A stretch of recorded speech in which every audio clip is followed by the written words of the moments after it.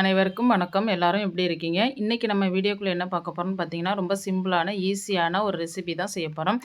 என்னன்னு பார்த்தீங்கன்னா, ரோட்டு கடை மசாலா தான் செய்ய போறோம். அந்த ரோட்டு கடையில வாங்கி சாப்பிடும்போது எந்த டேஸ்ட்ல இருக்குமோ, அதே டேஸ்ட்ல இந்த மசாலா நம்ம வீட்டிலேயே செய்யலாம். வாங்க எப்படி செய்றதுன்னு பார்க்கலாம். இப்ப நம்ம வீடியோக்குள்ள போலாம். இந்த சுண்டல் மசாலா செய்றதுக்கு பார்த்தீங்கன்னா, நான் வெள்ளை கலர் பட்டாணி தான் எடுத்துருக்கேன். அதில 2 கலர் இருக்கும். வெள்ளை கலர், பச்சை கலர். நீங்க எத வேணுமாலும் எடுத்துக்கலாம். இத எடுத்து நல்லா கழுவிட்டு ஒரு 8 மணி நேரத்துக்கு நான் ஊற வச்சு எடுத்து வச்சிருக்கிறேன். இத தண்ணிய வடிச்சுட்டு நம்ம ஒரு குக்கர்ல சேர்த்து வேக வச்சு எடுத்துக்கலாம். இப்ப அதுக்கு பார்த்தீங்கன்னா, தேவையான அளவு அது மூழ்கிற அளவுக்கு நம்ம தண்ணி சேர்த்துக்கலாம்.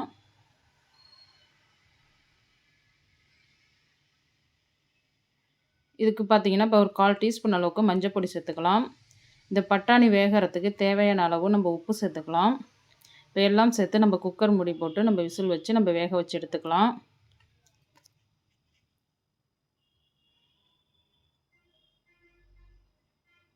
இது பார்த்தீங்கன்னா, கரெக்ட்டா ஒரு 5லேருந்து 6 விசில் வச்சு எடுத்துங்க. அப்பதான் பட்டாணி நல்லா வெந்து வரும். இது வேகிற நேரத்தில பார்த்தீங்கன்னா, நம்ம ஒரு மசாலா அரைச்சு எடுத்துக்கலாம்.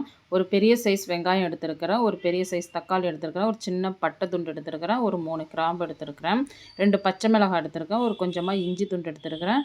சின்ன பூண்டு பல்லுங்கிறதுனால ஒரு 10 பூண்டு பல்லு கிட்ட எடுத்திருக்கேன். இது எல்லாத்தையும் இப்போ நம்ம மிக்ஸி ஜார்ல வச்சு அரைச்சு எடுத்துக்கலாம். இது எல்லாமே நான் பச்சையா தான் அரைக்க போறேன். பச்சையாவே நம்ம அரைச்சு அதுக்கு பிறகு நம்ம வதக்கி எடுத்துக்கலாம். அதனால பச்சையாவே அரைச்சு எடுத்துக்கிறேன்.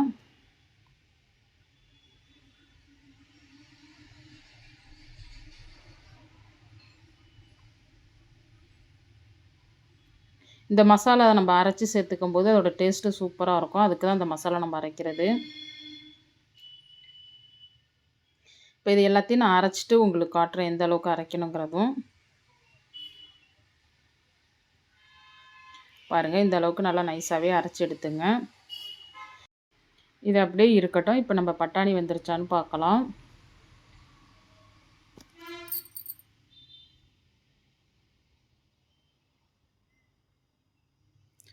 பாருங்க பட்டாணி நல்லாவே வெந்து வந்துருச்சு. பாருங்க ஒண்ணு மசிச்சு காட்டுறேன் பாருங்க. இந்த மாரி நல்லா பூ மாதிரி வெந்து வரணும். அப்பதான் வந்து இந்த சுண்டலுக்கு ரொம்ப நல்லாயிருக்கும். மசாலா சுண்டலுக்கு.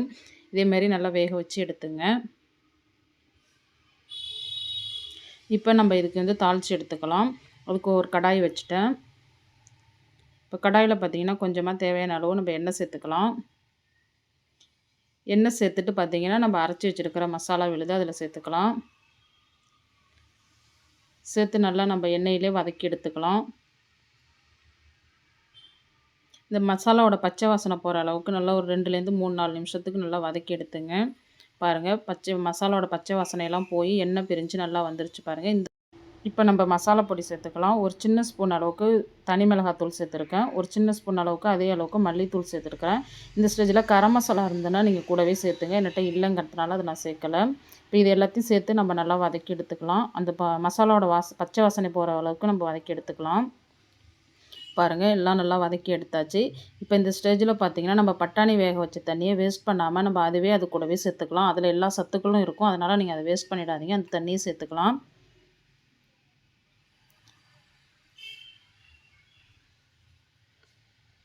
இப்போ தண்ணி சேர்த்த பிறகு நல்லா கலந்து கொடுத்துங்க. இன்னும் கொஞ்சம் எக்ஸ்ட்ரா கூட நம்ம தண்ணி தேவைன்னா சேர்த்துக்கலாம். இப்போ நான் கொஞ்சம் தண்ணி கூடவே சேர்த்துக்கிறேன்.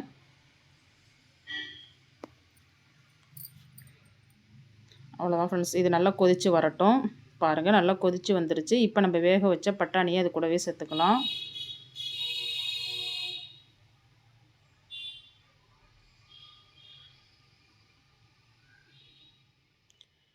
பட்டாணி சேர்த்த பிறகு இந்த ஸ்டேஜில் காரம், உப்பு 2யும் செக் பண்ணிங்க. பத்தலைன்னா கொஞ்சம் சேர்த்துங்க.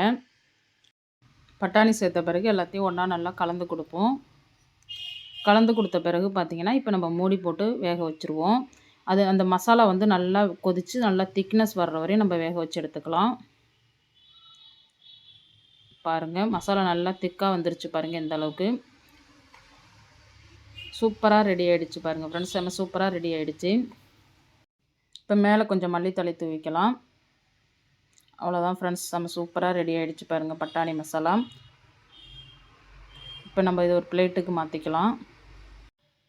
அவ்வளோதான் ஃப்ரெண்ட்ஸ். செம்ம சூப்பரான ஒரு பட்டாணி மசாலா ரோட்டு கடையில் நம்ம சாப்பிட்ற டேஸ்ட் மாதிரி அப்படியே இருக்கும் ஃப்ரெண்ட்ஸ். நீங்களும் இதேமாதிரி செஞ்சு பாருங்கள். செம்ம சூப்பராக ரெடி ஆகிடுச்சு பாருங்கள்.